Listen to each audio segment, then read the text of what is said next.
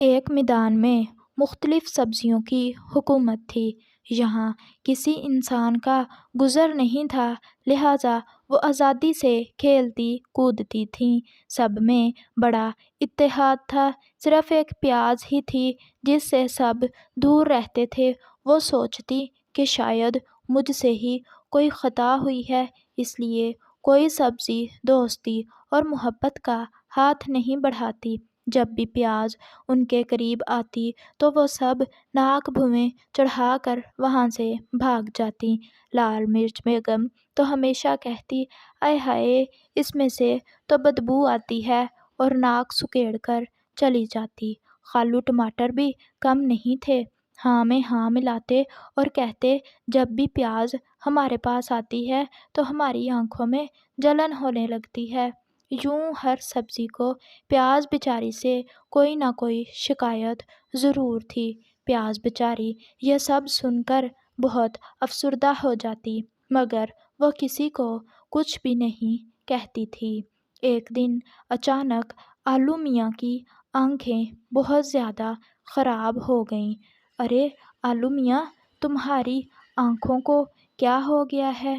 Be be گوبی نے بہت زیادہ خوف زدہ ہو کر پوچھا۔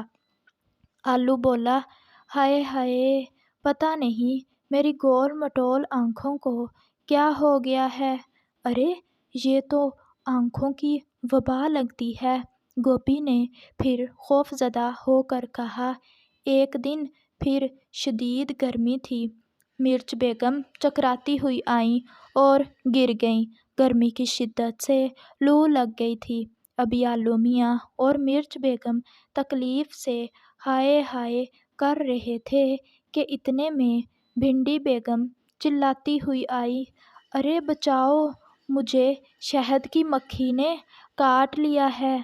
ارے ہے کوئی جو ہماری ان تکلیفوں کا علاج کرے؟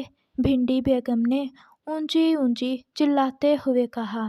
تو ہر طرف سے ہائے ہائے کی آوازیں آنے لگیں۔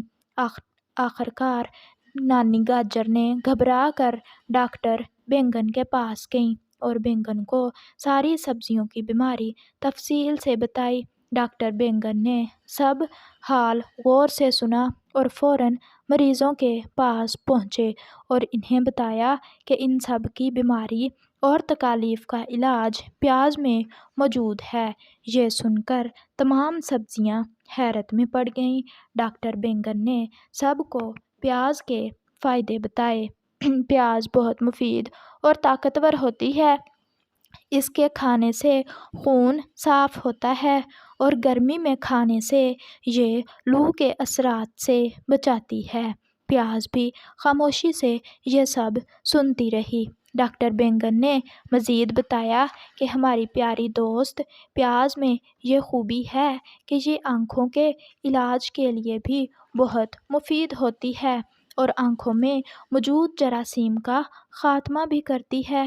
اس کو گھس کر لگانے سے شہد کی مکھی کے ڈنگ کا زخم بھی ٹھیک ہو جاتا ہے۔ ڈاکٹر بینگن نے یہ بھی بتایا کہ پیاز کی طاقت جان کر یونان کا بادشاہ سکندر اعظم جنگ سے پہلے اپنے سپاہیوں کو پیاز کھانے کو دیتا تھا۔